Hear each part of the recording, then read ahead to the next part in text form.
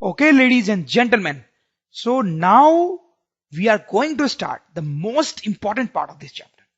That is called modern periodic table. Modern periodic table.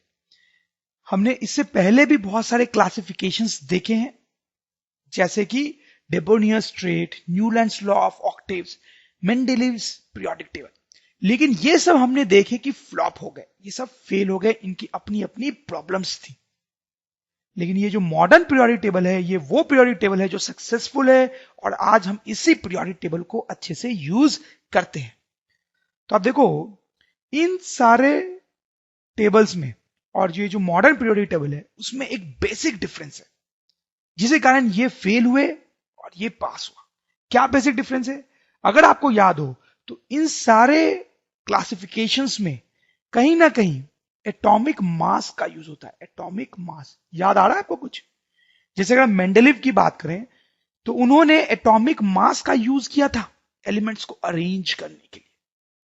वैसे Newland ने भी किया था. सही है बात? तो इन सब में एटॉमिक मास को आधार बनाया गया था एलिमेंट्स को क्लासिफाई करने के लिए. लेकिन ये जो है मॉडर्न पीरियोडिक टेबल, उसमें एटॉमिक मास का नहीं बल्कि एटॉमिक नंबर का यूज किया गया है. एटॉमिक नंबर का यूज किया गया, इसीलिए ये सक्सेसफुल है. तो अब सवाल ये पैदा उठता है कि एटॉमिक नंबर में ऐसी क्या खास बात है कि इसको यूज करने पे जो टेबल बनता है वो सक्सेसफुल होता है, लेकिन एटॉमिक मास को यूज करके जो बनाते हैं वो गलत हो जाता है, उसमें प्रॉब्लम्स आती हैं. ऐसा क्या है? देखो, बहुत सिंपल है. अगर हम कोई भी एलिमेंट लेते हैं, सपोज करो आप कोई भी एक एलिमेंट की हम बात करें, तो उसकी जो प्रॉपर्टी होती है, उसके जो फीचर्स होते हैं, वो किस चीज पे डिपेंड करते हैं? वो डिपेंड करते हैं इलेक्ट्रॉनिक कॉन्फ़िगरेशन पे. Properties depend on electronic configuration. Electronic configuration. सही बात है? पता है हमें ये बात? नहीं पता तो अभी मैंने बता दिया आपको कि कोई भी जो एलिमेंट है उसकी प्रॉपर्टी किस बात पे डिपेंड करती है कि उसका इलेक्ट्रॉनिक कॉन्फ़िगरेशन कैसा है. दो एलिमेंट का इलेक्ट्रॉनिक कॉन्फ़िगरेशन अलग होता है, इसलिए उनकी प्रॉपर्टी अलग होती है. अब देखो, तो ये जो इलेक्ट्रॉनिक कॉन्फ़िगरेशन है वो किस चीज पे डिपेंड करता है? वो किस चीज पे डिपेंड करता है? क्या लगता है आपको? इलेक्ट्रॉनिक कॉन्फ़िगरेशन किस चीज पे डिपेंड करता है? That depends on number of electrons. Number of electrons in atoms of element. ठीक. कुछ देर पहले हमने देखा कि कितने इलेक्ट्रॉन्स हैं एक्चुअली, उससे डिसाइड कर पाते हैं हम कि इलेक्ट्रॉनिक कॉन्फ़िगरेशन क्या होगा. ठीक. तो किसी एलिमेंट की प्रॉपर्टी डिपेंड करती है उसके इलेक्ट्रॉनिक कॉन्फ़िगरेशन पे, और इलेक्ट्रॉनिक कॉन्फ़िगरेशन इस बात पे डिपेंड करता है कि कितने इलेक्ट्रॉन्स है एक एटम. और ये जो नंबर ऑफ इलेक्ट्रॉन्स होते हैं एटम में, वो किसके बराबर होते हैं स्टूडेंट्स? नंबर ऑफ प्रोटॉन्स के. ठीक है, वो हमने देखा है. और ये जो नंबर ऑफ प्रोटॉन्स हैं उसी को तो क्या बोलते हैं? Atomic number. ये तो पता ही है आपको, हमने देखा भी है कुछ देर पहले. उसी को बोलते हैं एटॉमिक नंबर. तो आपको समझ में आ गया होगा कि कंक्लूजन क्या है हमारी बात का. कंक्लूजन ये है कि किसी भी एलिमेंट की जो प्रॉपर्टीज होती हैं वो उस एलिमेंट के एटॉमिक नंबर पे डिपेंड करती है. यानी एटॉमिक नंबर बहुत इंपॉर्टेंट चीज होती है. यही वो चीज है जो हमें बताएगी या डिसाइड करेगी कि एलिमेंट की प्रॉपर्टी क्या है. तो बहुत जाहिर सी बात है कि इसी का यूज किया जाना चाहिए एलिमेंट्स को ग्रुप करने के लिए, एटॉमिक मास का नहीं. एटॉमिक मास का नहीं, क्योंकि एलिमेंट की प्रॉपर्टी किस पे डिपेंड कर रही है? एटॉमिक नंबर पे, एटॉमिक मास पे नहीं. समझ रहे स्टूडेंट्स आप? तो अगर आपसे पूछा जाए ऐसा एक question, why atomic number is a better choice compared to atomic mass for classification of elements या फिर और for grouping of elements. तो क्या जवाब देंगे? जवाब दे पाएंगे? मैंने आपको बता ही दिया है, बस लिखने भर की देरी है. तो जवाब लिखेंगे हम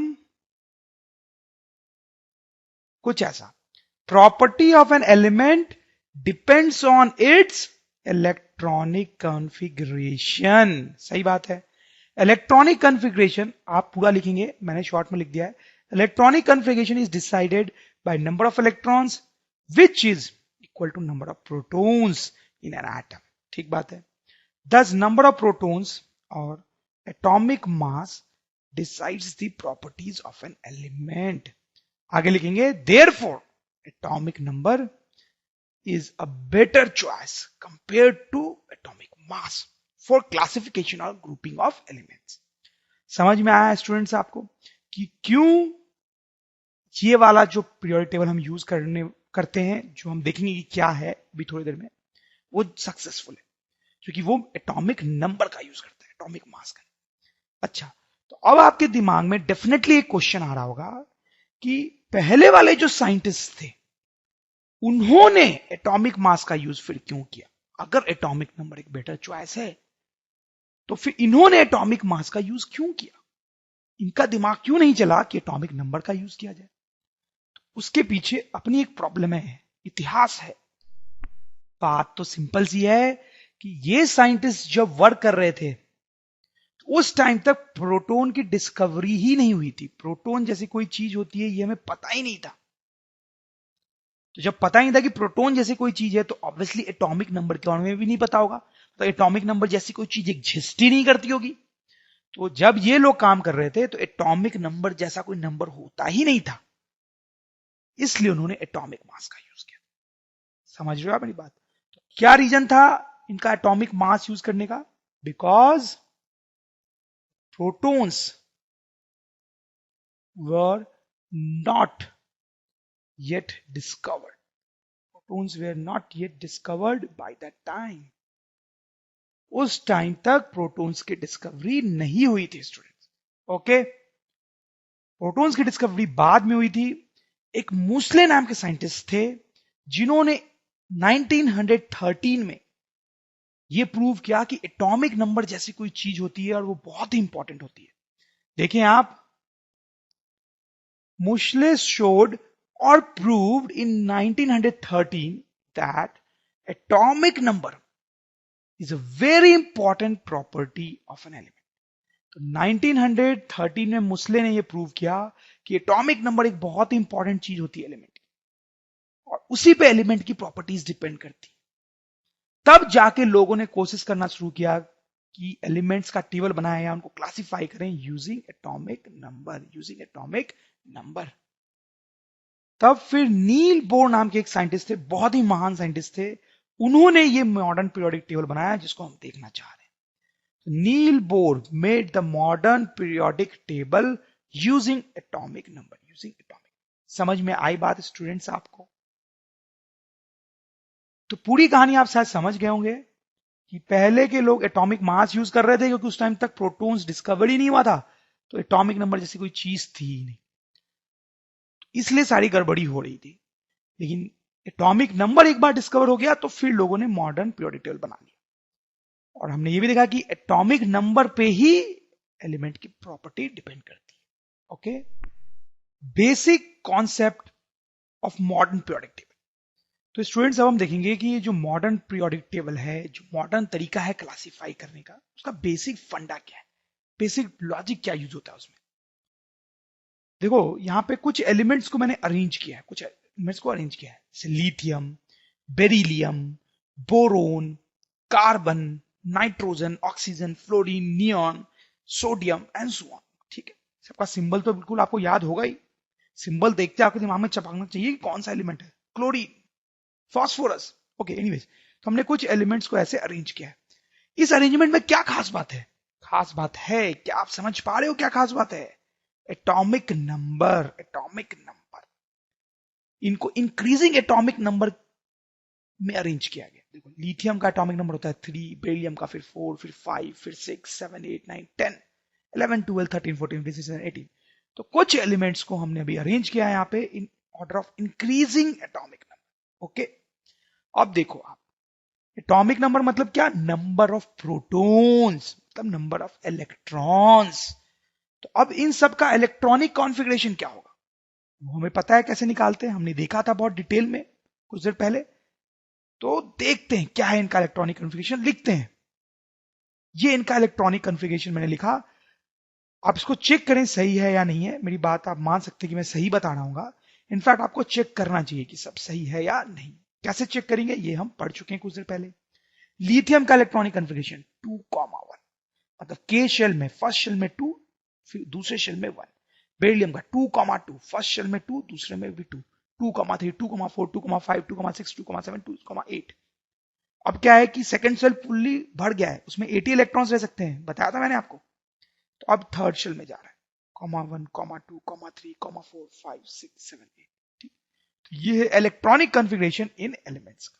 ओके, अब आप देखो क्या खास बात है यहां पे। अगर आप इन दोनों को देखोगे, इन दोनों को, तो क्या दिख रहा है आपको? कुछ सिमिलैरिटी दिख रही है इलेक्ट्रॉनिक कॉन्फ़िगरेशन में, दिख रही होगी। आउटर मोस्ट ऑर्बिट में, आउटर मोस्ट ऑर्बिट में दोनों में सेम नंबर ऑफ इलेक्ट्रॉन्स है, 1 1। फिर इन दोनों को भी देख लो आप, दोनों के आउटर मोस्ट ऑर्बिट में 2 ही इलेक्ट्रॉन है। इन दोनों को भी देख लो, दोनों के आउटर मोस्ट ऑर्बिट में 2 ही, 3 ही तीन इलेक्ट्रॉन है। ठीक है, तो आप समझ रहे हो ना पैटर्न। वैसे इन दोनों के में अगर हम देखेंगे तो 4 इलेक्ट्रॉन, इन दोनों के में 5 एंड सो। तो होता क्या है, मैंने आपको बताया है कि प्रॉपर्टी ऑफ एन एलिमेंट किस चीज पे डिपेंड करती है? अभी थोड़ी देर पहले हमने बात की थी, नंबर ऑफ इलेक्ट्रॉन्स पे। नंबर ऑफ इलेक्ट्रॉन्स पे, सही बात है, नंबर ऑफ इलेक्ट्रॉन्स पे ही किसी एलिमेंट की प्रॉपर्टी डिपेंड करती है। लेकिन उसमें भी ज्यादातर जो प्रॉपर्टीज होती है एलिमेंट की, वो इस बात पर डिपेंड करती है कि आउटर मोस्ट ऑर्बिट में कितने इलेक्ट्रॉन है। आउटर मोस्ट ऑर्बिट में कितने इलेक्ट्रॉन है, लिख भी सकते हैं हम कि most of the properties of an element depend most of the properties of an element depend on number of valence electrons। ठीक है, वैलेंस इलेक्ट्रॉन का मतलब तो जानते हैं आप, मतलब number of electrons in outer most orbit. तो ज्यादातर जो प्रॉपर्टीज होती हैं वो इस बात पर डिपेंड करती हैं कि वैलेंस इलेक्ट्रॉन्स कितने, आउटर मोस्ट ऑर्बिट में कितने इलेक्ट्रॉन्स हैं। तो आप समझ ही रहे होंगे, उस हिसाब से अगर हम देखेंगे तो इन दोनों की प्रॉपर्टीज क्या होनी चाहिए? सेम या सिमिलर, सिमिलर प्रॉपर्टीज होनी चाहिए, सिमिलर प्रॉपर्टीज। सेम नहीं लिख रहा हूं, क्योंकि सेम बोलने का मतलब ये हो जाएगा कि एग्जैक्टली सेम। एग्जैक्टली सेम नहीं होगी इन दोनों की, लेकिन काफी कुछ मिलती जुलती होगी। क्यों एग्जैक्टली सेम क्यों नहीं होगी? क्योंकि दोनों में अलग नंबर ऑफ इलेक्ट्रॉन्स है। लेकिन काफी मिलती जुलती क्यों होगी? क्योंकि दोनों के आउटर मोस्ट ऑर्बिट में सेम नंबर ऑफ इलेक्ट्रॉन्स। वैसे इन दोनों के भी प्रॉपर्टीज काफी कुछ सेम होगी, इन दोनों की प्रॉपर्टीज भी काफी कुछ सेम होगी, इन दोनों की प्रॉपर्टीज भी काफी कुछ सेम। तो आप समझ सकते हैं कि ग्रुपिंग हो गई। इन दोनों को हम एक साथ रखेंगे एक ग्रुप में क्योंकि इनकी प्रॉपर्टीज सेम जैसी है। इन दोनों को एक साथ रखेंगे एक ग्रुप में क्योंकि इनकी प्रॉपर्टीज सेम है। इन दोनों को एक साथ रखेंगे एक ग्रुप में क्योंकि इनकी प्रॉपर्टीज सेम जैसी होगी। इन दोनों को एक साथ रखेंगे एक ग्रुप में, ये दोनों के आउटर मोस्ट ऑर्बिट में 8 इलेक्ट्रॉन्स हैं, तो प्रॉपर्टीज सेम जैसी होगी। समझ रहे हो आप मेरी बात? तो ये बेसिक कॉन्सेप्ट है, basic concept of modern periodic table. तो हम लिख भी सकते हैं इसको कि elements having same number of electrons in outer most orbit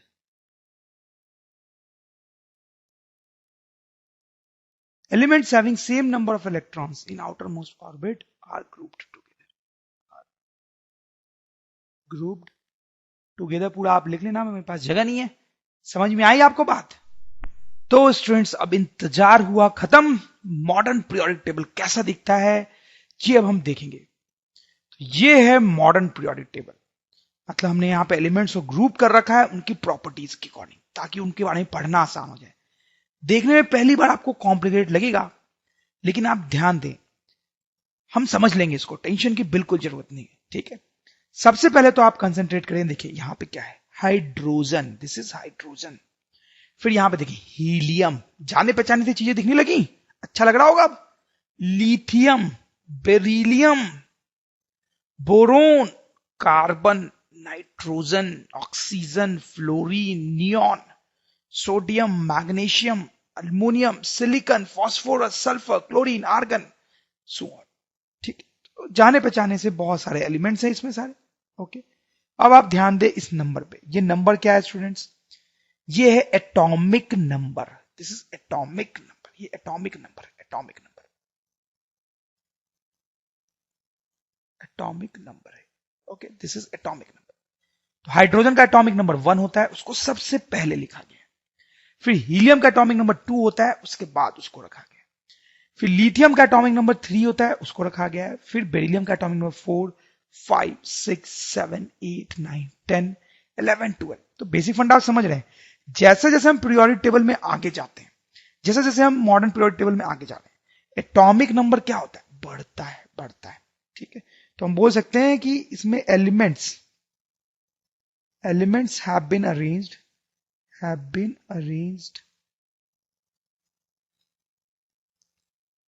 by increasing atomic number.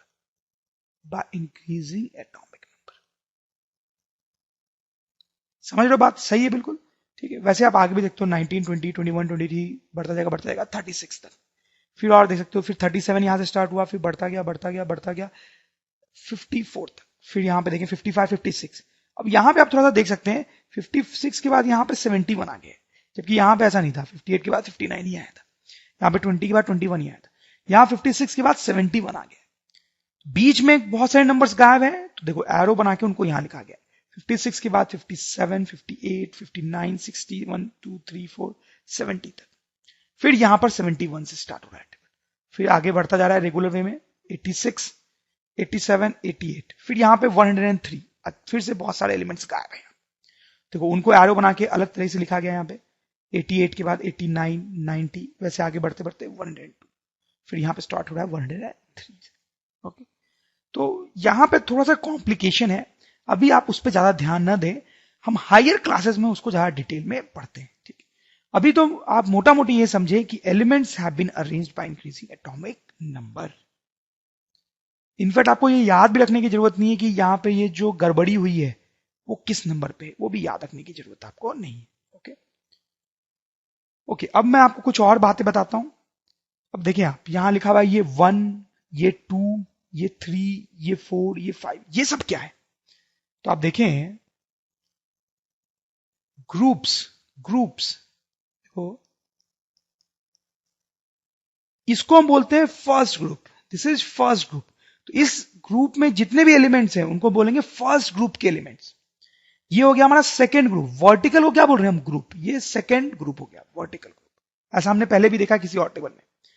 ये तीसरा ग्रुप, ये है चौथा ग्रुप, ये चौथे ग्रुप के एलिमेंट्स है। ये पांचवें ग्रुप के एलिमेंट्स है, ये छठे ग्रुप के एलिमेंट्स है, एंड सो ऑन। ऐसे करते करते ये 13 ग्रुप के एलिमेंट, ये 14th ग्रुप के एलिमेंट, ये 18th ग्रुप के एलिमेंट। समझ रहे हो आप मेरी बात? तो ये ग्रुप्स बनाए गए। तो टोटल कितने ग्रुप्स हैं? 18 ग्रुप्स हैं। आप ध्यान रखेंगे, टोटल 18 ग्रुप्स, टोटल 18 ग्रुप्स हैं हमारे modern periodic table, total 18 groups. Okay, अब देखो, अब दूसरा है पीरियड। ये भी हमने पहले देखा है, इसको हम बोलते हैं फर्स्ट पीरियड। इसको, तो ये हाइड्रोजन और हीलियम, ये फर्स्ट पीरियड में। हॉरिजॉन्टल रो को हम क्या बोल रहे हैं? पीरियड। तो ये दोनों फर्स्ट रो में, हाइड्रोजन और हीलियम। ये सेकंड रो, उसमें कौन कौन है? Lithium, beryllium, boron, carbon and so on. फिर ये थर्ड पीरियड, ये फोर्थ पीरियड, ये फिफ्थ पीरियड, ये सिक्स पीरियड, ये सेवन पीरियड। ठीक है, जैसे फोर्थ पीरियड, ये सब जो है वो किस पीरियड में आएंगे? Fourth period. ठीक है, तो आप क्लियरली देख सकते हो कि जो पहला पीरियड है उसमें सिर्फ कितने एलिमेंट्स हैं? 2। ठीक है, पहले तो ये समझ गया ना कि ग्रुप क्या होता है, पीरियड क्या होता है। वर्टिकल रो को क्या बोलते हैं? ग्रुप। हॉरिजॉन्टल रो को क्या बोलते हैं स्टूडेंट्स? पीरियड। ठीक है, तो फर्स्ट पीरियड में सिर्फ कितने एलिमेंट्स हैं? 2। सेकंड में आप बताएं कितने हैं? देखिए आप काउंट करके, 1, 2, 3, 4, 5, 6, 7, 8। ठीक है, सेकंड में ज्यादा एलिमेंट्स है, 8। थर्ड में भी आप देखिए उतने ही है, गिनने की जरूरत नहीं है, दिख रहा है साफ साफ, इसमें भी 8 ही है। फोर्थ में कितने हैं? 1, 2, 3, 4, 5, 6, 7, 8, 9, 10, 11, 12, 13, 14, 15, 16, 17, 18, 18। ठीक है, फिफ्थ में भी 18 है, आपको गिनने की जरूरत नहीं है, आप देख सकते हैं स्ट्रेट अवे। सिक्स में आप गिनेंगे तो ये सब तो आएंगे ही 18, प्लस ये भी आएंगे, ये भी। तो अगर आप काउंट करके देखेंगे तो 32 आएंगे, 32। ठीक, ऑब्वियसली जब मैंने 32 बोला है तो ये वाले तो मैंने लिए ही हैं जो यहां पे लिखे हुए हैं, लेकिन ये जो अलग से लिखे हुए हैं, अलग से, उनको भी मैंने लिए। ठीक है, इनका अपना एक नाम भी है, जैसे कि आप देख सकते हैं यहां लिखा हुआ है लेंथेनाइट सीरीज। ये सारे जो एलिमेंट्स हैं इनको बोलते हैं elements of lanthanide series, lanthanide series. ठीक है, सेवेंथ वाले पीरियड में, इसमें देखें आप, इसमें कितने एलिमेंट्स हैं? इसमें भी कई सारे हैं, लेकिन आप देख सकते हैं यहां पे कई सारे व्हाइट बॉक्स हैं। व्हाइट बॉक्स का मतलब है कि वैसे एलिमेंट्स के बारे में अभी तक तो हमें पता नहीं है, अभी तक तो नहीं बताया, ठीक है। और फिर इसमें ये येलो वाले तो हैं ही, साथ में हम ये भी काउंट करेंगे, इनका भी एक नाम है एक्टिनाइट सीरीज, एक्टिनाइट सीरीज इनका नाम है। ये जितने भी एलिमेंट्स हैं इनको बोलेंगे elements of actinide series, okay. तो इस वाले पीरियड में कितने एलिमेंट्स हैं, जो भी बचे वो सब इसमें आ गए, ठीक है, ऐसा लिख सकते हैं। एनीवे ये वाला जो पीरियड है वो हमारे लिए बिल्कुल भी इंपॉर्टेंट नहीं है। ओके स्टूडेंट्स, तो सबसे पहले हमने ये देख लिया कि कितने ग्रुप्स होते हैं पीरियोडिक टेबल में। कितने ग्रुप्स होते हैं? 18 ग्रुप्स। 18 ग्रुप्स। ग्रुप्स का मतलब भी हम समझ चुके हैं, वर्टिकल रो, वर्टिकल रो। पीरियड का मतलब हम समझ चुके हैं, हॉरिजॉन्टल रो। कितने पीरियड है? 1 2 3 4 5 6 7, 7 पीरियड्स। तो आप ध्यान रखेंगे 7 पीरियड्स होते हैं मॉडर्न पीरियोडिक टेबल में, पूछा जा सकता है आपसे। और 18 ग्रुप्स होते हैं, ठीक है। और फिर ये एक लैंथेनाइट सीरीज है, ठीक है। और फिर ये एक्टिनाइट सीरीज है, ओके, जिनको थोड़ा अलग से बनाया जाता है। एक चीज मैं आपको और बता दूं जिससे आपका डर और कम हो जाएगा कि अभी हमें ये पूरा पीरियोडिक टेबल नहीं पढ़ना है।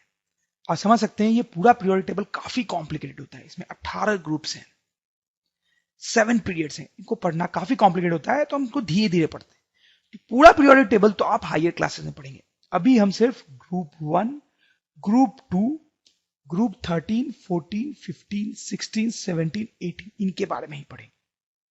बाकी के ये जो ग्रुप्स हैं इनके बारे में आप हायर क्लासेस में ही पढ़ेंगे, क्योंकि ये ज्यादा कॉम्प्लिकेटेड होते हैं। तो ऐसे आपको लग रहा होगा कि यार अभी भी हम कम ग्रुप्स के बारे में नहीं पढ़ रहे हैं, बट बहुत कुछ तो हम नहीं पढ़ रहे हैं, इन सब के बारे में हम नहीं पढ़ेंगे क्योंकि ये काफी कॉम्प्लिकेटेड होते हैं, अभी हम इनको अच्छे से समझ भी नहीं पाएंगे। वैसे इन सीरीज के बारे में भी अभी हम नहीं पढ़ेंगे, तो हम पढ़ेंगे ग्रुप 1, ग्रुप 2, ग्रुप 13, 14, 15, 16, 17 और 18 के बारे में, ठीक है। और वैसे मैं आपको बता दूं कि ये जो एलिमेंट्स हैं यहाँ पे, इनको बोलते हैं ट्रांजिशन एलिमेंट्स, बोलते हैं ट्रांजिशन एलिमेंट्स। इतना आपको पता होना चाहिए इस लेवल पे, ट्रांजिशन एलिमेंट्स, ठीक है।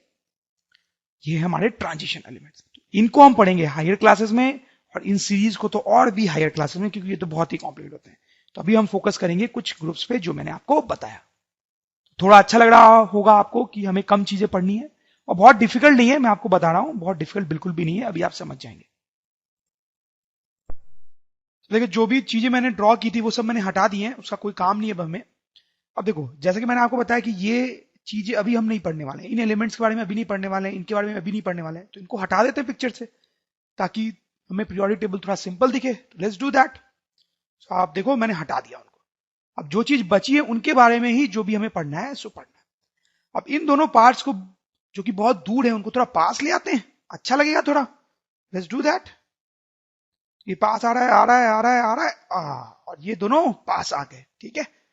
अब पास आने से क्या है कि पढ़ना थोड़ा सा और आसान हो जाएगा। अब देखें, इनको पढ़ने के लिए सबसे पहले हमें इनका इलेक्ट्रॉनिक कॉन्फ़िगरेशन लिखना चाहिए। लिखते हैं इलेक्ट्रॉनिक कॉन्फ़िगरेशन, लिखना तो सीखा ही हमने। ये टेबल बनाया मैंने, यहां पे आप देखो, इसी का रेप्लिका है, यहां पे सबका इलेक्ट्रॉनिक कॉन्फ़िगरेशन लिखा जाएगा। ये है सबका इलेक्ट्रॉनिक कॉन्फ़िगरेशन। बाद वाले एलिमेंट्स का इलेक्ट्रॉनिक कॉन्फ़िगरेशन मैंने नहीं लिखा है, क्योंकि वो अभी हमने लिखना सीखा नहीं है, ठीक है। लेकिन जितना हमने सीखा है उससे भी हमारा काम चल जाएगा, तो उतना हमने लिखा हुआ है यहाँ पे, ओके। अब आप देखो यहाँ पे क्या खास बात है। ये है ग्रुप 1, ये है ग्रुप 1, ठीक बात है। इस ग्रुप में देखो आप, वैलेंस इलेक्ट्रॉन्स कितने हैं, आउटर मोस्ट ऑर्बिट में कितने इलेक्ट्रॉन्स। तो यहां पे देखो हाइड्रोजन है, ये तो हाइड्रोजन, इसमें आउटर मोस्ट ऑर्बिट में 1 इलेक्ट्रॉन है। फिर यहां पे ये क्या है, लिथियम है, लिथियम, इसके आउटर मोस्ट ऑर्बिट में भी 1 इलेक्ट्रॉन है, इसमें भी 1 आउटर मोस्ट ऑर्बिट में इलेक्ट्रॉन है, इसमें भी 1 वैलेंस इलेक्ट्रॉन है। तो इन सब में कितने वैलेंस इलेक्ट्रॉन्स है? 1 1 1। तो इस ग्रुप में, ग्रुप 1 में जो नंबर ऑफ वैलेंस इलेक्ट्रॉन्स है, नंबर ऑफ वैलेंस इलेक्ट्रॉन वो है 1, ठीक है। इस ग्रुप में, सेकेंड ग्रुप में आप देखो कितने नंबर ऑफ वैलेंस इलेक्ट्रॉन्स है, 2। वैलेंस इलेक्ट्रॉन का मतलब होता है number of electrons in outer most orbit, in outer most orbit. यहां है 2, यहां भी है 2, यहां भी है 2, ठीक है, सब में 2। 13th ग्रुप में आउटर मोस्ट ऑर्बिट में कितने इलेक्ट्रॉन्स है? 3 है, सब में 3। इसमें सब में 4 है। आप सोच रहे होंगे सब में 4 कहां है, नीचे का तो पता ही नहीं हमें अभी, ठीक है, अभी हमें नहीं पता, लेकिन जब हायर क्लास में हम निकाल पाएंगे और पढ़ के, तो आप देखेंगे सब में 4 ही आएगा नंबर ऑफ वैलेंस इलेक्ट्रॉन्स। इसमें सब में 3 ही आएगा, इसमें सब में 5 ही आएगा, ठीक है, इसमें है 6, इसमें है 7, इसमें है 8। तो आप देख सकते हैं कि इन दोनों ग्रुप्स में, ग्रुप 1 और ग्रुप 2 में जो नंबर ऑफ वैलेंस इलेक्ट्रॉन्स हैं वो ग्रुप नंबर के बराबर है, ग्रुप नंबर के बराबर। देखो, group number 1 number of valence electrons भी 1, group number 2 number of valence electrons भी 2। तो यहां पे जो नंबर ऑफ वैलेंस इलेक्ट्रॉन्स हैं that is equal to group number. ठीक, फिर आगे की कहानी थोड़ी सी अलग है, अगर आप ध्यान देंगे तो यहां पे ग्रुप नंबर है 13, नंबर ऑफ वैलेंस इलेक्ट्रॉन है 3। ग्रुप नंबर है 14, नंबर ऑफ वैलेंस इलेक्ट्रॉन है 4। ग्रुप नंबर है 15, नंबर ऑफ वैलेंस इलेक्ट्रॉन है 5। तो आपको समझ में आ रहा होगा यहां पे नंबर ऑफ वैलेंस इलेक्ट्रॉन्स जो है that is equal to group number -10। ठीक है ना, group number 10, sorry group number 13, उसमें 10 माइनस कर दिया तो नंबर ऑफ वैलेंस इलेक्ट्रॉन आएंगे 3। वही आप है भी यहां पे, बाकी के लिए भी आप चेक कर सकते हो। अब देखो यहां पे मेन बात यह है कि क्योंकि पहले ग्रुप में सभी एलिमेंट्स के पास आउटर मोस्ट ऑर्बिट में एक इलेक्ट्रॉन है, तो एक वैलेंस इलेक्ट्रॉन है, तो इन सब की प्रॉपर्टीज मिलती जुलती हैं एक दूसरे से। वैसे इस ग्रुप में सबके पास 2 वैलेंस इलेक्ट्रॉन्स हैं, आउटर मोस्ट ऑर्बिट में 2 इलेक्ट्रॉन है सबके पास, तो सबकी प्रॉपर्टीज मिलती जुलती है, वैसे हर ग्रुप की कहानी है। तो हम इसको लिख सकते हैं in a group all elements have same number of valence electrons,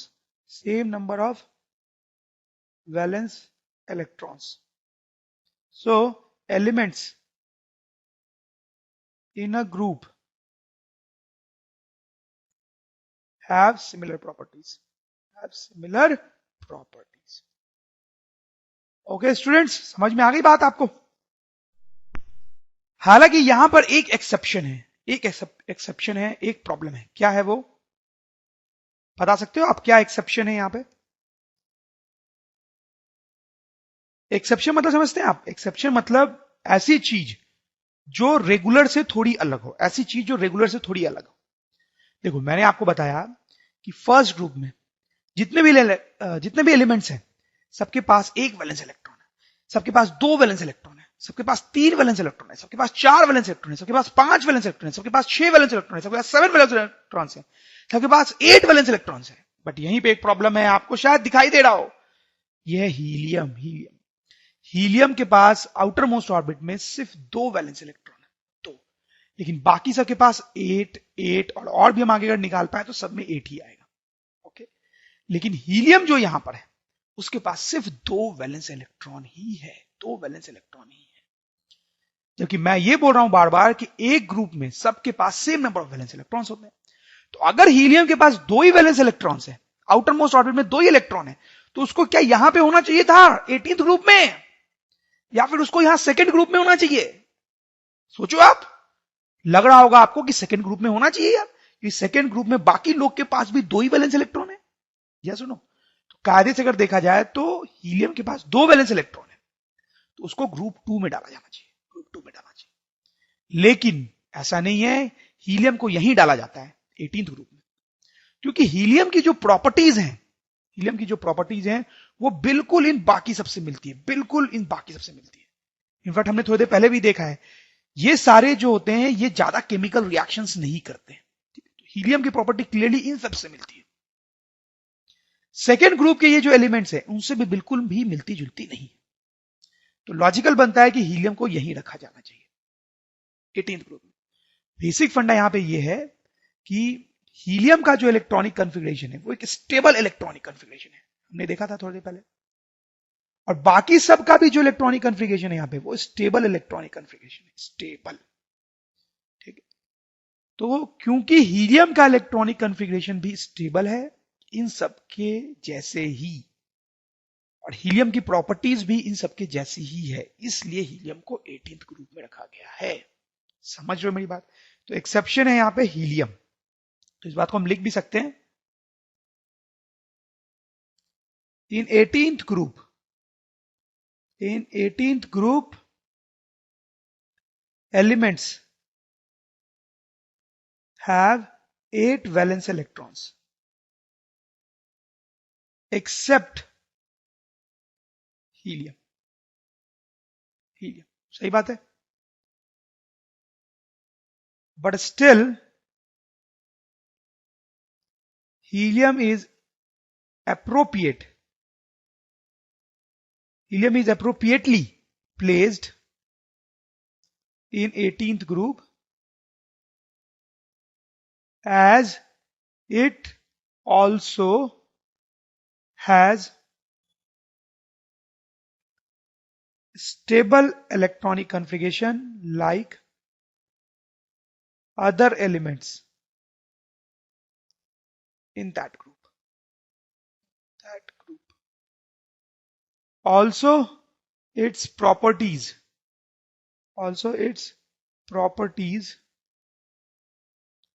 are very similar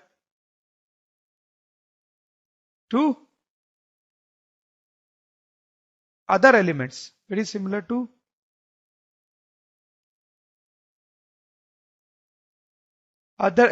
of that group. तो समझ गए आप बात? वही चीज मैंने लिखी है जो मैंने आपको बताई, एक बार मैं रिकॉल करा देता हूं आपको कि फंडा ये है कि हीलियम के पास 2 ही वैलेंस इलेक्ट्रॉन्स है, तो आप सोच सकते हैं कि उसको यहां रखा जाना चाहिए था, लेकिन फिर भी उसको यहां इसलिए रखा जाता है क्योंकि उसका इलेक्ट्रॉनिक कॉन्फ़िगरेशन स्टेबल है बाकियों की तरह, जिसके कारण उसकी प्रॉपर्टी बिल्कुल इन सबसे मिलती जुलती है। सेकेंड ग्रुप वाले एलिमेंट से तो उसकी प्रॉपर्टी बिल्कुल भी मिलती नहीं है, इसलिए हीलियम को 18th ग्रुप में रखा गया है। आप समझ लो मेरी बात? तो मैं एक बार फिर से आपको याद दिला दूं हम क्या पढ़ रहे हैं कि एक ग्रुप में सारे एलिमेंट्स के पास same number of valence electrons होते हैं, same number of valence electrons, यहां पे 1, यहां पे 2, यहां पे 3 एंड सो। ठीक, बस यहां पे एक एक्सेप्शन है हीलियम 18th ग्रुप में, जहां बाकी सबके पास 8 नंबर ऑफ वैलेंस इलेक्ट्रॉन्स है, लेकिन हीलियम के पास सिर्फ 2 ही। फिर भी उसको यहीं रखा गया है, उसका लॉजिक आपको समझ में आ गया होगा। ठीक है स्टूडेंट्स, तो हम आगे बढ़ते हैं, थोड़ा कुछ क्वेश्चंस करते हैं जिससे आपका कॉन्सेप्ट और क्लियर हो जाएगा। ये सारी चीजें मैं हटा देता हूं, इसकी जरूरत नहीं है आपको। Now these are 2 questions for you, आप इसको ट्राई करें वीडियो पॉज करके। आई होप आपने ट्राई किया होगा स्टूडेंट्स। अब मैं आपको अपना सोल्यूशन बताता हूं। इस क्वेश्चन से शुरुआत करते हैं। तो क्या दिया हुआ है इसमें? An element has electronic configuration of 287। ठीक, एक एलिमेंट है, उसका इलेक्ट्रॉनिक कॉन्फ़िगरेशन दिया हुआ है। It has properties similar to nitrogen, fluorine, phosphorus, argon. अच्छा, तो कोई एलिमेंट है, उसका इलेक्ट्रॉनिक कॉन्फ़िगरेशन हमें दिया हुआ है और हमें बताना है इसकी प्रॉपर्टी इन सब में से किससे मिलती जुलती होगी, ठीक है, तो पहले ये जो इलेक्ट्रॉनिक कॉन्फ़िगरेशन है वो आप देखें हैं, वो यहां पर है। ठीक है, इसका मतलब ये जो एलिमेंट है वो कौन सा एलिमेंट है? क्लोरीन। ठीक बात। अब क्लोरीन की प्रॉपर्टी किससे सिमिलर होगी स्टूडेंट्स? इसी ग्रुप के बाकी एलिमेंट्स ठीक है। नाइट्रोजन क्या वो इस ग्रुप में है? ध्यान से देखें, नहीं दिख रहा, मतलब उसकी से सिमिलर नहीं। फ्लोरीन क्या वो इस ग्रुप में? ध्यान से देखें, अरे हाँ है, फ्लोरीन इसी ग्रुप में है, मतलब उसकी प्रॉपर्टी उससे सिमिलर है। फॉस्फोरस क्या इसी ग्रुप में दिख रहा है आपको? दिख रहा है, नहीं दिखा। आर्गन इस ग्रुप में दिखा, नहीं दिखा। इसका मतलब फ्लोरीन ही है जो क्लोरीन के ग्रुप में है, इसलिए उनकी प्रॉपर्टीज आपस में मिलती जुलती होंगी। ठीक है, अब ये वाला क्वेश्चन भी देख लेते हैं।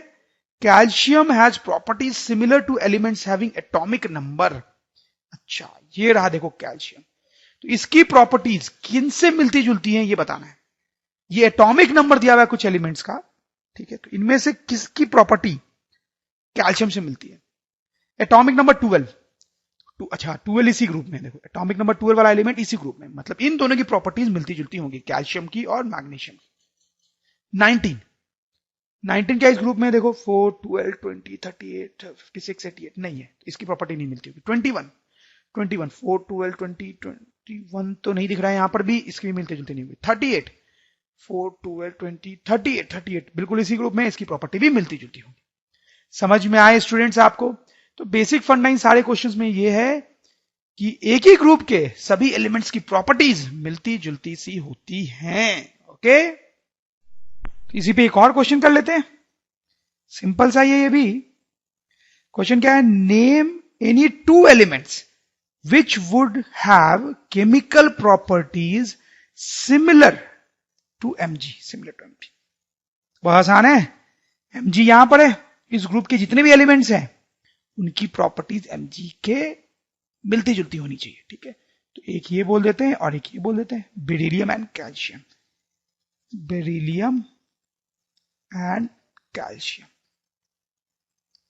beryllium and calcium. Now let's do this question. तो क्वेश्चन है, lithium sodium potassium react with water to form hydrogen, ठीक बात है। In similar manner, lithium sodium potassium तीन एलिमेंट्स हैं, react with water to form hydrogen in similar manner, तीनों same तरीके की रिएक्शन शो कर रहे हैं, ठीक, ऐसा बताया गया हमें। How do their atoms, sorry, what do their atoms have in common?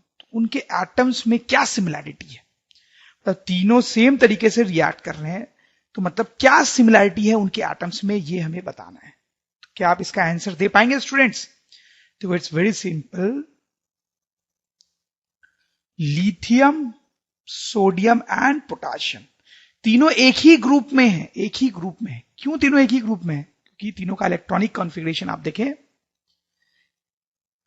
सबके पास एक वैलेंस इलेक्ट्रॉन है, सबके पास एक वैलेंस इलेक्ट्रॉन है, ठीक है, सबके पास सेम वैलेंस इलेक्ट्रॉन है, इसलिए सब एक ही ग्रुप में है, इसलिए एक्सपेक्टेड है कि उनकी केमिकल प्रॉपर्टी क्या होनी चाहिए, सेम। तो वही हमारा आंसर होगा, all these elements have same number of valence electrons, same number of valence electrons, so they show similar chemical property, अगर आप और इलेबोरेट वे में आंसर लिखना चाहते हैं तो तीनों का इलेक्ट्रॉनिक कॉन्फ़िगरेशन भी लिख के दिखा दो, जिसे समझ में आ जाए कि हाँ सेम ही है।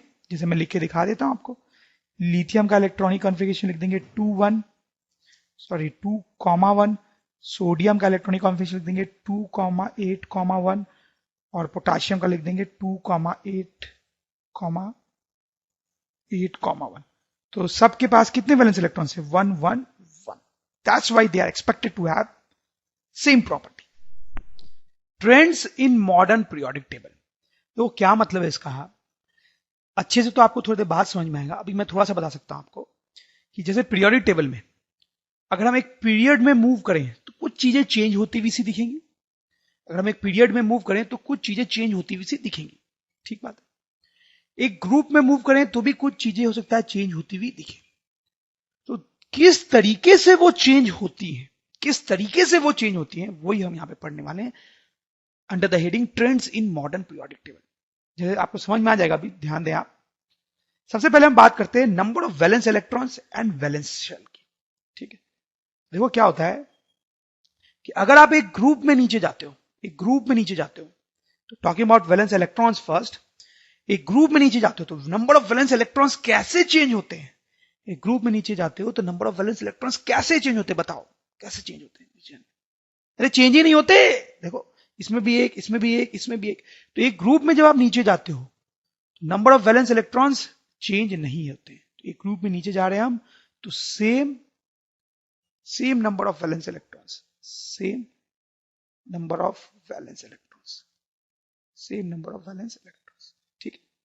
तो एक ग्रुप में जब आप मूव करोगे तो same number of valence electrons होते हैं, तो हम बार बार देख ही चुके हैं।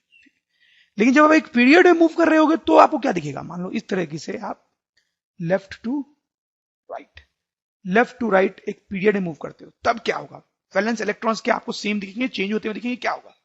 देखते मूव करके। देखो इधर अभी हम इस तरह से मूव कर रहे हैं पीरियोडिक टेबल में, एक पीरियड में पहले एक वैलेंस इलेक्ट्रॉन था, फिर 2 है, फिर 3 है, फिर 4 है, फिर 5 है, फिर 6 है, 7 है, 8 है।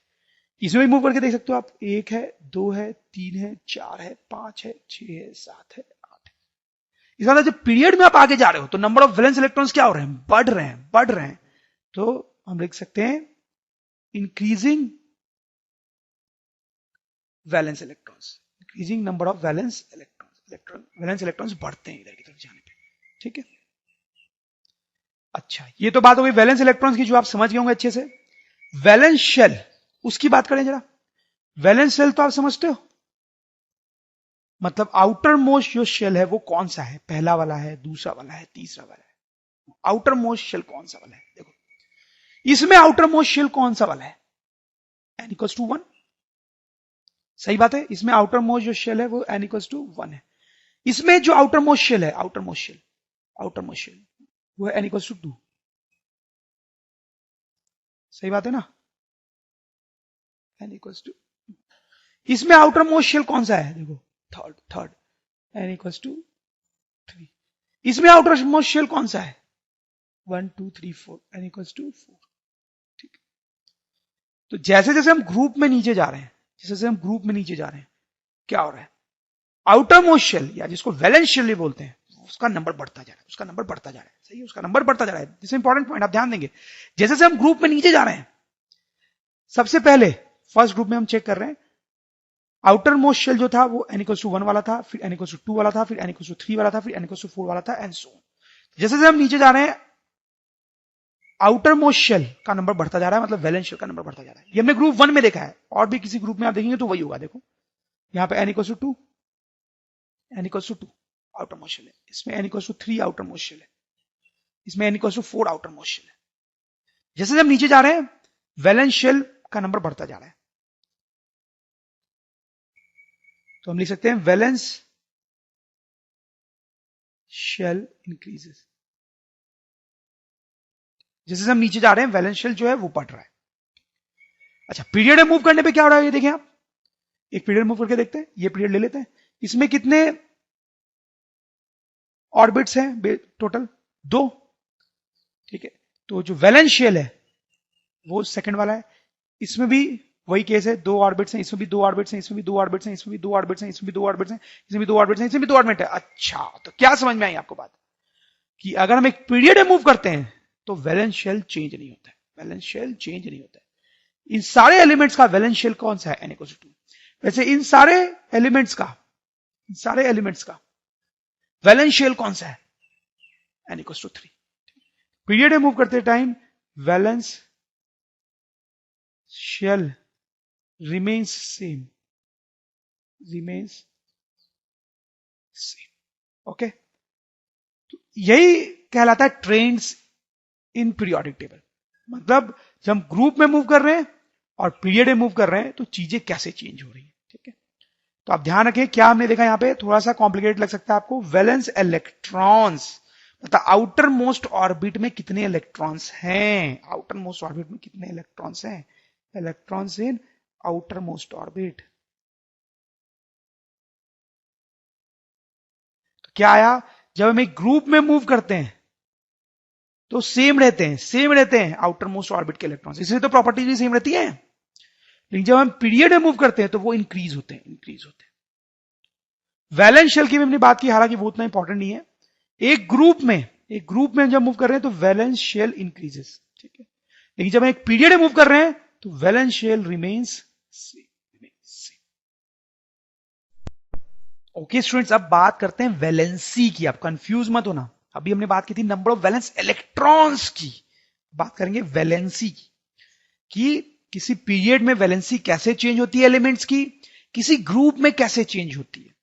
वैलेंसी निकालना तो हमने सीखा है बहुत अच्छे से, तो आप बता सकते हैं मुझे, खुद सोचें आप वीडियो को पॉज करके, कोई नई चीज नहीं इसमें, आप बिल्कुल सोच पाएंगे।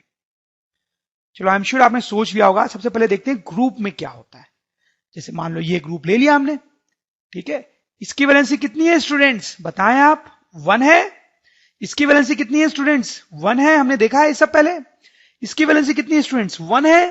क्या लग रहा है आपको, एक ग्रुप में मूव कर रहे हैं तो वैलेंसी क्या हो रही है, सेम रह रही है। और किसी ग्रुप में मूव करके देख लो, इसी में देख लो, इसकी वैलेंसी कितनी होती है स्टूडेंट्स, हमने डिस्कस किया था 0। इसकी कितनी होती है 0, इसकी कितनी होती है 0, सेम रह रही है। इसमें देख लो, इसकी वैलेंसी कितनी है स्टूडेंट्स, बताया था मैंने 4।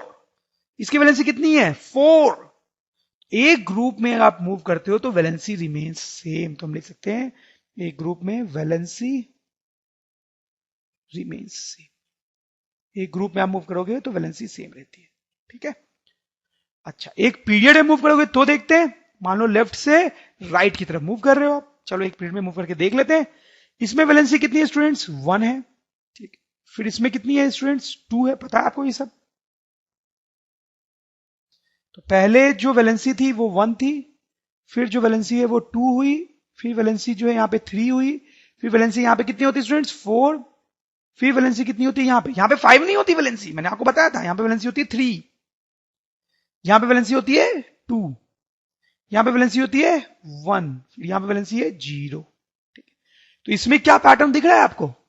जब इधर की तरफ मूव कर रहे हैं लेफ्ट टू राइट, वैलेंसी का क्या पैटर्न दिख रहा है? थोड़ा सा कॉम्प्लिकेटेड दिख रहा होगा आपको। मुझे ये दिख रहा है कि पहले यहां से यहां तक तो वैलेंसी इंक्रीज हो रही है, वैलेंसी इंक्रीजेस, ठीक है, till group number 14, till group 14 valency increases till group 14, ठीक है। 14th ग्रुप तक वैलेंसी बढ़ती है। फिर उसके बाद क्या हो रहा है? Valency decreases, valency decreases after group 14, ठीक है। तो ऐसा हो रहा है यहां पे थोड़ा सा कॉम्प्लिकेटेड है, ध्यान देना है। पहले वैलेंसी बढ़ रही है पीरियड में आगे जाने पे, और फिर कम हो रही है। और ग्रुप में तो क्या हो रहा था? Valency remains same. समझ गए होंगे ये भी आप? एक क्वेश्चन बताएंगे आप, what property do all elements in the same column of the periodic table as boron have in common? ठीक है, देखो क्या क्वेश्चन है कि बोरोन जो है वो पीरियोडिक टेबल में होता है, उसके जो कॉलम है, उसका जो कॉलम है, उसका रो भी होगा। रो और कॉलम का मतलब समझते हैं? ये है रो और ये है कॉलम। तो कॉलम का मतलब बेसिकली क्या हो गया? ग्रुप। बोरोन के ग्रुप में जितने भी एलिमेंट्स हैं उनकी क्या प्रॉपर्टी सेम है आपस में? क्या प्रॉपर्टी सेम है? देखो, बोरोन की जो वैलेंसी होती है, बोरोन की वैलेंसी वो हमने कुछ देर पहले देखा था पहले कि 3 होती है। और एक ही ग्रुप में वैलेंसी क्या होती है? सेम होती है सबकी। एक ही ग्रुप में सबकी वैलेंसी सेम होती है। तो यानी बोरोन वाले कॉलम में सबकी वैलेंसी कितनी होगी? 3 होगी। All have valency of 3। In fact इतना भी हम लिख सकते हैं कि इन सब के पास कितने वैलेंस इलेक्ट्रॉन्स होंगे? 3। All have 3 valence electrons, valence electrons. सही बात है। बी पार्ट देखते हैं, which property do all the elements in the same column of periodic table as fluorine have in common? अच्छा, फिर वैसा ही क्वेश्चन है कि फ्लोरीन का जो कॉलम है, कॉलम मतलब क्या हुआ है स्टूडेंट्स? ग्रुप। इसमें जो भी एलिमेंट्स हैं उनमें क्या कॉमन होगा? तो फिर से एक ग्रुप में क्या कॉमन होता है? वैलेंसी कॉमन होती है और number of valence electrons common होते हैं। तो फ्लोरीन की वैलेंसी कितनी होती है? फ्लोरीन की वैलेंसी होती है 1। तो ऑल हैव वैलेंसी ऑफ 1, ठीक है। और फ्लोरीन के पास वैलेंस इलेक्ट्रॉन्स कितने होते हैं? 7। तो all have 7 valence electrons. Okay, अब आगे बढ़ने से पहले कुछ चीजें हम देख लेते हैं जो हमें आगे काम आएगी। जैसे कि आपको तो पता ही होगा कि अगर हमारे पास 2 टाइप के चार्ज हैं, एक पॉजिटिव चार्ज है और एक निगेटिव चार्ज है, तो क्या होता है इनके बीच में? ये अनलाइक चार्ज है, दोनों अलग अलग चार्ज है, दोनों एक दूसरे को अट्रैक्ट करते हैं। ये जो पॉजिटिव चार्ज है वो निगेटिव चार्ज को अपनी तरफ अट्रैक्ट करता है। सही है? पता है आपको ये बात? नहीं पता है तो पता चल गई होगी। लिख भी सकते हैं हम इसको कि positive charge attracts negative charge, ठीक है। ये जो पॉजिटिव चार्ज है वो निगेटिव को अपनी तरफ अट्रैक्ट करता है। अब इसमें एक और बात ये है कि सपोज करो और हम ऐसी ही सिचुएशन लेते हैं, अब देखो इन तीनों केस में सपोज करो पॉजिटिव चार्ज अलग अलग है। इसमें पॉजिटिव चार्ज है +1, इसमें पॉजिटिव चार्ज है +2 और इसमें पॉजिटिव चार्ज है +3। अब क्या होगा? अभी भी ये पॉजिटिव चार्ज जो है वो अट्रैक्ट ही करेगा, इसको अट्रैक्ट ही करेगा, लेकिन अब ज्यादा अट्रैक्शन होगा, ठीक है। क्योंकि ये पॉजिटिव चार्ज ज्यादा है तो ये इस नेगेटिव चार्ज को अब ज्यादा अट्रैक्ट करेगा। इस केस में क्या होगा? आप गेस कर सकते हो इस केस में तो पॉजिटिव चार्ज और भी ज्यादा है, तो ये नेगेटिव चार्ज को और भी ज्यादा अट्रैक्ट करेगा, और भी ज्यादा अट्रैक्ट करेगा। ठीक, तो ये पॉजिटिव चार्ज जितना ज्यादा होता है वो नेगेटिव चार्ज को उतना ही ज्यादा अट्रैक्ट करता है। तो ये भी इंपॉर्टेंट पॉइंट है, इसको भी हम लिख सकते हैं, if the positive charge is more, attraction is also more, attraction is also more. Positive charge जितना ज्यादा होता है अट्रैक्शन उतना ही ज्यादा होता है। ठीक, फिर एक और चीज हम यहां पे देख सकते हैं, सपोज करो कि हमारे पास ये पॉजिटिव चार्ज है और ये नेगेटिव चार्ज है, सपोज करो +2 पॉजिटिव चार्ज है, ऐसे कुछ ले लिया हमने। अब हम क्या कर रहे हैं कि ये जो नेगेटिव चार्ज है उसको दूर ले जा रहे हैं, पॉजिटिव चार्ज अभी भी उतना ही है। एक और सिचुएशन लेते हैं, उसमें भी उतना ही पॉजिटिव चार्ज है, लेकिन नेगेटिव चार्ज को और दूर ले जा रहे हैं। अब अट्रैक्शन फोर्स के साथ क्या होगा, अब क्या होगा अट्रैक्शन फोर्स के साथ? इस केस में ये पॉजिटिव चार्ज जो है वो अट्रैक्ट करेगा इसको, नेगेटिव चार्ज। इस केस में भी नेगेटिव चार्ज को अट्रैक्ट करेगा, लेकिन ये अट्रैक्शन कम हो जाएगा। इस केस में और दूर चला गया तो अट्रैक्शन और कम हो जाएगा। देखो मैं छोटा एरो बना रहा हूं, इसका मतलब अट्रैक्शन कम हो गया, छोटा एरो बना रहा हूं मतलब अट्रैक्शन और कम हो गया। तो इसका मतलब है जैसे जैसे दूरी बढ़ती है पॉजिटिव और नेगेटिव चार्ज के बीच में, जैसे जैसे दूरी बढ़ती है, जैसे जैसे दूरी बढ़ती है अट्रैक्शन क्या होता है, कम हो जाता है। तो ये भी इंपॉर्टेंट पॉइंट है, हम लिख सकते हैं as distance between positive and negative charge increases, as distance between positive and negative charge increases, attraction decreases, attraction जो होता है वो डिक्रीज होता है।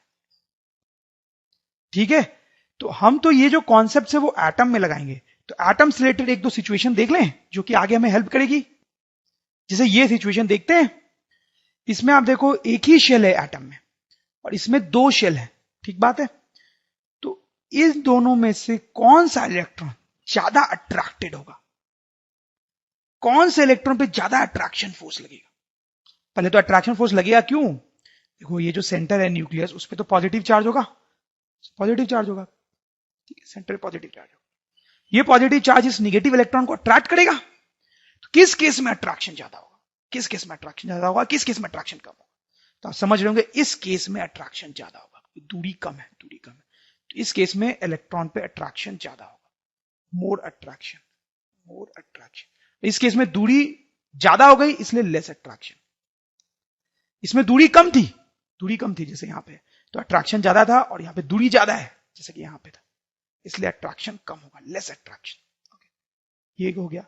अब इन दोनों केस को देखो, इन दोनों एटम्स में क्या है, इसमें भी 2 शेल है आपको दिख रहा है और इसमें भी 2 शेल है, लेकिन इसका जो न्यूक्लियस है, न्यूक्लियस उस पर +2 पॉजिटिव चार्ज है, ठीक है, इस पे +2 पॉजिटिव चार्ज है और इस पे +3 पॉजिटिव चार्ज है। तो कौन से इलेक्ट्रॉन पे ज्यादा अट्रैक्शन फोर्स लगेगा? अब बताओ आप, शायद आप समझ रहे होंगे कि इसमें ज्यादा अट्रैक्शन फोर्स लगेगा। क्यों? क्योंकि यहां पे पॉजिटिव चार्ज ज्यादा है, तो पॉजिटिव चार्ज ज्यादा होता है तो अट्रैक्शन फोर्स भी ज्यादा लगता है, तो यहां पे होगा मोर अट्रैक्शन, ठीक है। और यहां पे पॉजिटिव चार्ज कम है तो अट्रैक्शन कम लगेगा, this will be less attraction, ठीक बात है। तो आप समझ रहे हैं ना क्या हो रहा है यहां पे? इन सब चीजों की हमें आगे जरूरत पड़ेगी थोड़ी। नेक्स्ट जो चीज हम देखने वाले हैं that is size of atom, and this is interesting, believe me, okay, बड़ा इंटरेस्टिंग लगेगा आपको कि एक पीरियड है मूव करते हैं तो एटम का जो साइज है वो कैसे चेंज होता है। एटम बड़ा हो जाता है, छोटा होता है, क्या होता है? वैसे ग्रुप में मूव करने पे एटम बड़ा हो जाता है, छोटा हो जाता है, देखते हैं। चलो यहां से स्टार्ट करते हैं, हाइड्रोजन से, ठीक है। इसमें एक ही इलेक्ट्रॉन होता है, तो उसके एटम का अगर हम स्ट्रक्चर बनाए तो कैसा बनेगा आप देखिए जरा। सेंटर में होगा हमारे पास न्यूक्लियस, ठीक है, और फिर ये जो ऑर्बिट है, सबसे पहले वाली ऑर्बिट होगी जिस तरीके से, और उसमें एक इलेक्ट्रॉन होगा, सही है। ऐसा ही होगा हाइड्रोजन में, पहले भी देखा हमने। फिर उसके नीचे आए तो इसमें क्या होगा, देखो अब इसमें थोड़ा चेंज होगा, इसमें 2 ऑर्बिट्स होंगे, ठीक है। पहले ऑर्बिट में 2 इलेक्ट्रॉन और दूसरे में 1, तो उसको बना लेते हैं। तो पहला ऑर्बिट हो गया ये, और फिर दूसरा, पहले में 2 इलेक्ट्रॉन, फिर बाहर वाले में 1 इलेक्ट्रॉन, सही है, कोई डाउट नहीं। फिर इसमें आते हैं, इसमें देखो क्या है, इसमें 3 ऑर्बिट्स होंगे, 3 ऑर्बिट्स होंगे, ओके, 3 ऑर्बिट्स, पहले में 2 इलेक्ट्रॉन, फिर 8, फिर 1, तो उसको भी बना लेते हैं। तो ये क्या, पहला ऑर्बिट, ये हो गया हमारा दूसरा ऑर्बिट, और ये हो गया हमारा तीसरा ऑर्बिट, ठीक है। तो इसमें 2 इलेक्ट्रॉन, इसमें 1 2 3 4 5 6 7 8, और इसमें कितना है स्टूडेंट्स 1, ठीक है। फिर और नीचे आते हैं, इसमें देखो फिर से 4 ऑर्बिट है इसमें, पहले में 2 फिर 8 फिर 8 फिर 1, तो चलो उसको भी बना लेते हैं।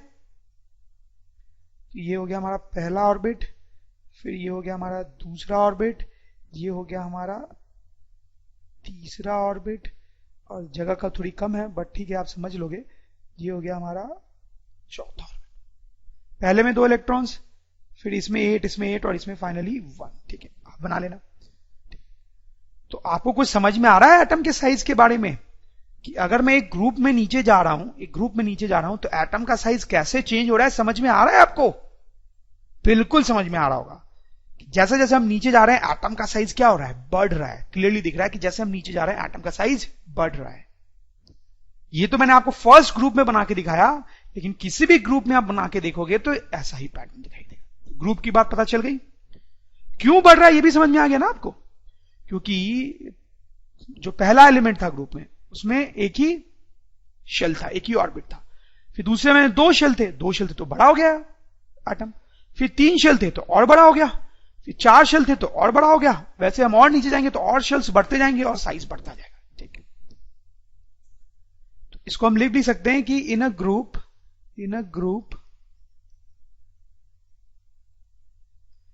as we go down, in a group as we go down, number of shells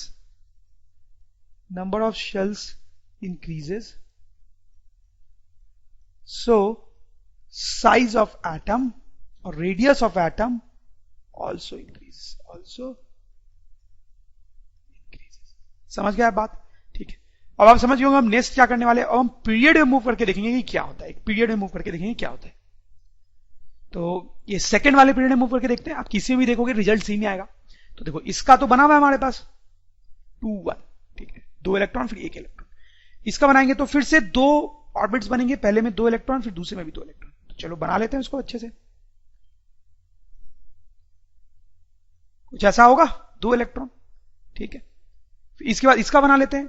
in fact आप देखें, आप किसी का भी देखें आगे, सबके पास 2 शेल है, सबके इसके पास 2 शेल है, इसके पास भी 2 शेल है, इसके पास भी 2 ऑर्बिट है, इसके साथ भी 2 ऑर्बिट है, सबके पास 2 ही ऑर्बिट है। बस फर्क ये है कि नंबर ऑफ इलेक्ट्रॉन्स चेंज हो रहे हैं, ठीक है।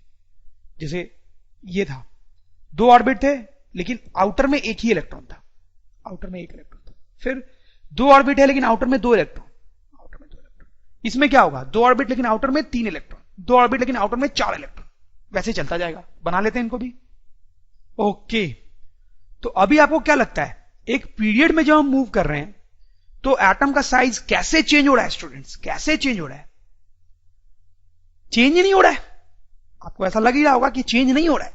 यहां पर भी 2 ही ऑर्बिट थे, यहां पर भी 2 ऑर्बिट, यहां पर भी 2 ऑर्बिट, यहां पर भी 2 ऑर्बिट, तो साइज चेंज ही नहीं हो रहा है। ऐसा आपको लग रहा होगा, लेकिन ऐसा नहीं है। यहां पे कैच है। क्या कैच है? Let me tell you that. देखो आप थोड़ा ध्यान देंगे, यहां पे थोड़ा कॉन्सेप्ट है। पहले इसकी बात करते हैं, ठीक है। इसमें आप देखें, इसका जो न्यूक्लियस है उस पर पॉजिटिव चार्ज होगा, प्रोटॉन्स है उसके अंदर, इसलिए उस पर पॉजिटिव चार्ज होगा। कोई भी न्यूक्लियस जो होता है उसमें पॉजिटिव चार्ज होता है, उसमें प्रोटॉन्स होते हैं, ठीक है। क्या सब में same amount of positive charge है? सोचिए आप, क्या सब में same amount of positive charge है? देखो सबसे पहले इसकी बात करते हैं। इसमें कितने इलेक्ट्रॉन्स हैं? 3 इलेक्ट्रॉन्स है, 3 इलेक्ट्रॉन्स है, 2 + 1 3 इलेक्ट्रॉन्स। तो इसमें प्रोटॉन्स भी कितने होंगे? 3 होंगे। प्रोटॉन्स 3 होंगे तो इस पे पॉजिटिव चार्ज भी +3 होगा, ठीक बात है। इसमें बात करते हैं कि इसमें कितने प्रोटॉन्स हैं। इसमें इलेक्ट्रॉन्स हैं 4, इलेक्ट्रॉन्स 4 है, मतलब इसमें प्रोटॉन्स भी 4 होंगे, इसमें जो चार्ज होगा वो +4 होगा। इसकी बात करें, इसमें इलेक्ट्रॉन्स कितने हैं स्टूडेंट्स? 5, प्रोटॉन्स भी 5 होंगे, मतलब अंदर पॉजिटिव चार्ज +5। वैसे इसमें देखेंगे तो +6 एंड सो, ठीक है। अब देखो ये जो बाहर वाला इलेक्ट्रॉन है उस पर तो निगेटिव चार्ज है हर केस में, निगेटिव चार्ज है हर केस में। अब जैसे अब हमने थोड़ी देर पहले ही बात की थी कि ये निगेटिव चार्ज है और प्रोटॉन पे पॉजिटिव चार्ज है, तो ये दोनों एक दूसरे को अट्रैक्ट करेंगे। तो ये इलेक्ट्रॉन पे अट्रैक्शन होगा, इलेक्ट्रॉन का अट्रैक्शन होगा। और किस केस में ज्यादा अट्रैक्शन होगा और किस केस में कम अट्रैक्शन होगा? आप समझ पा रहे होंगे कि इस केस में पॉजिटिव चार्ज सबसे ज्यादा है, तो इसमें मैक्सिमम अट्रैक्शन होगा, मैक्सिमम अट्रैक्शन। इन चारों को हम कंपेयर करें तो इसमें मैक्सिमम अट्रैक्शन होगा इलेक्ट्रॉन का अंदर की तरफ। क्यों? क्योंकि यहां पे जो पॉजिटिव चार्ज है वो सबसे ज्यादा है। इसमें अट्रैक्शन कम होगा क्योंकि पॉजिटिव चार्ज कम हो गया है। इसमें अट्रैक्शन और भी कम होगा और इसमें अट्रैक्शन और भी कम होगा क्योंकि इसमें पॉजिटिव चार्ज और भी कम है। तो इसमें लिस्ट अट्रैक्शन, लिस्ट अट्रैक्शन, क्योंकि पॉजिटिव चार्ज भी लिस्ट है। तो इसका मतलब यह हुआ कि जैसे जैसे हम पीरियड में इधर जा रहे हैं, राइट की तरफ, पीरियड में हम राइट की तरफ जा रहे हैं, तो क्या हो रहा है? नंबर ऑफ इलेक्ट्रॉन्स बढ़ रहे हैं, नंबर ऑफ इलेक्ट्रॉन्स बढ़ रहे हैं। देखो 3, 4, 5, 6 नंबर ऑफ इलेक्ट्रॉन्स बढ़ रहे हैं, जिसके कारण नंबर ऑफ प्रोटॉन्स भी बढ़ रहे हैं क्योंकि दोनों की संख्या बराबर होती है। प्रोटॉन्स के बढ़ने से क्या हो रहा है? पॉजिटिव चार्ज बढ़ रहा है, पॉजिटिव चार्ज का अमाउंट जो है वो बढ़ रहा है। और उसके बढ़ने से क्या हो रहा है? अट्रैक्शन बढ़ रहा है। जैसे हम इधर जा रहे हैं अट्रैक्शन भी बढ़ रहा है, अट्रैक्शन बढ़ रहा है, ठीक है। और अट्रैक्शन बढ़ने से क्या होगा students? That is what you need to note. देखो ये जो इलेक्ट्रॉन्स हैं बाहर वाले, इन पे बहुत अट्रैक्शन लग रहा है, बहुत। तो क्या होगा? वो थोड़े अंदर शिफ्ट हो जाएंगे, थोड़े अंदर शिफ्ट हो जाएंगे, जिससे एटम का साइज थोड़ा कम हो जाएगा क्योंकि इन इलेक्ट्रॉन्स पे बहुत ज्यादा अट्रैक्शन लग रहा है। तो ये अंदर की तरफ थोड़ा शिफ्ट हो जाएंगे और एटम का साइज थोड़ा कम हो जाएगा। इन पे अंदर की तरफ कम अट्रैक्शन लग रहा है तो ये कम शिफ्ट होंगे, साइज कम कम होगा, ठीक है। इसमें तो बहुत ही कम अट्रैक्शन लग रहा है तो ये बहुत ही थोड़ा अंदर शिफ्ट होगा। समझ रहे हो मेरी बात? तो जैसे जैसे हम इधर जा रहे हैं, हम साइज के बारे में क्या कमेंट कर सकते हैं कि एटम का साइज छोटा हो रहा है। Size of atom decreases. क्यों डिक्रीज हुआ आपको समझ में आया? क्योंकि यहां पे इस पे अट्रैक्शन बहुत ज्यादा है, ये काफी अंदर चला जाएगा, तो size of atom decreases. I hope students you understand कि जब हम एक पीरियड में इधर की तरफ जा रहे हैं, पीरियड में इधर की तरफ जा रहे हैं, तो साइज ऑफ एटम क्या होता है? डिक्रीज होता है। थोड़ा डिफिकल्ट कॉन्सेप्ट है, आप फिर से देखेंगे अगर आपको कुछ भी डाउट है तो, ठीक है। मैं बेसिक फंडा एक बार रिपीट कर देता हूं, अदरवाइज आप पॉज करके भी फिर से देख सकते हो। देखो जैसे जैसे हम इधर जा रहे हैं पीरियड में, राइट की तरफ जा रहे हैं, पॉजिटिव चार्ज जो न्यूक्लियस पे है अंदर प्रोटॉन्स के कारण, वो बढ़ रहा है। उसके बढ़ने से क्या हो रहा है स्टूडेंट्स? इलेक्ट्रॉन को ज्यादा अंदर खींचा जा रहा है। तो इलेक्ट्रॉन को ज्यादा अंदर खींचा जा रहा है तो वो ज्यादा अंदर आ जाएंगे, जिससे साइज क्या हो जाएगा? एटम का छोटा छोटा, साइज ऑफ एटम डिक्रीजेस, ठीक है। लिख भी लेते हैं इस बात को। तो let me write down, in a period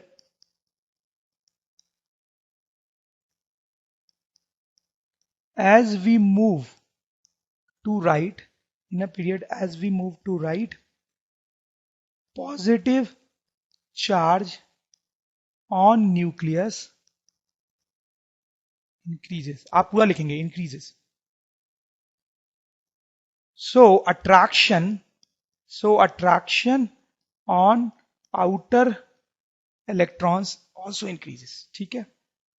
So the electrons come close to nucleus, तो वो थोड़ा सा न्यूक्लियस के पास आ जाते हैं। Thus size of atom decreases towards right, towards right, तब राइट की तरफ हम जाते हैं तो साइज ऑफ एटम डिक्रीज हो जाता है। इनफैक्ट क्यों डिक्रीज हो रहा है मैंने आपको एक्सप्लेन जरूर किया है, लेकिन वो उतना इंपॉर्टेंट नहीं है। मेन चीज है कि वो डिक्रीज होता है, ठीक है स्टूडेंट्स। तो आप समझ गए होंगे।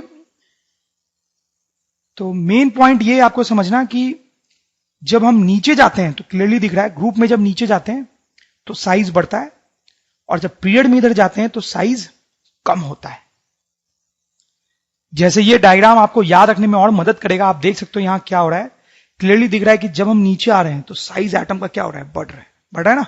जैसे जैसे हम ग्रुप में नीचे आ रहे हैं एटम का साइज बढ़ रहा है। हर ग्रुप में ये हो रहा है, देखो इस ग्रुप में भी जैसे जैसे नीचे आ रहे हैं एटम का साइज बढ़ रहा है, ठीक है। कोई भी ग्रुप, ये ग्रुप ले लो, जैसे जैसे ग्रुप में नीचे आ रहे हैं आप देखो एटम का साइज बढ़ रहा है, बढ़ रहा है, बढ़ रहा है, जैसे मैंने आपको बताया, ठीक है। इसमें तो सबसे अच्छे से दिख रहा है एटम का साइज बढ़ रहा है, बढ़ रहा है, बढ़ रहा है, ठीक है। इसमें भी देखो जैसे जैसे नीचे आ रहे हैं एटम का साइज बढ़ रहा है, ठीक है। और पीरियड में देखो क्या हो रहा है, जिससे हम पीरियड में आगे जा रहे हैं आप देखो क्या हो रहा है, एटम का साइज थोड़ा थोड़ा कम हो रहा है, एटम का साइज थोड़ा थोड़ा कम हो रहा है, ठीक है। तो ऐसे कुछ एटम का साइज वेरी करता है जब हम पीरियड और ग्रुप में मूवमेंट करते हैं। तो स्टूडेंट्स अब हम फोर्थ पॉइंट पे आएंगे, दैट इज मेटालिक कैरेक्टर। तो हम ये देखना चाह रहे हैं कि इस पीरियोडिक टेबल में कौन से एलिमेंट्स मेटल होते हैं और कौन से नॉन मेटल्स होते हैं। तो मेटल और नॉन मेटल के बीच का डिफरेंस तो आपको पता ही होगा, प्रीवियस क्लासेस और चैप्टर्स में आपने पढ़ा होगा। मेटल्स और नॉन मेटल्स क्या डिफरेंस होता है स्टूडेंट्स में। ऐसे तो कई सारे डिफरेंसेस होते हैं, बट यहां पे हम कुछ इंपॉर्टेंट डिफरेंसेस देख सकते हैं, जैसे कि मेटल्स जो होते हैं वो हार्ड होते हैं, हार्ड, ठीक है। नॉन मेटल्स जो होते हैं वो जनरली सॉफ्ट होते हैं, सॉफ्ट होते हैं, या फिर वो गैसियस स्टेट में होते हैं, रूम टेम्परेचर पे गैसियस स्टेट में होते हैं। दूसरा हम हो सकते हैं कि जो मेटल्स होते हैं वो बहुत शाइनी होते हैं, चमकते हैं वो, लेकिन जो नॉन मेटल्स होते हैं जनरली वो डल होते हैं, वो चमकते नहीं है। फिर जो मेटल्स होते हैं वो गुड कंडक्टर्स ऑफ इलेक्ट्रिसिटी होते हैं, generally good conductors of electricity,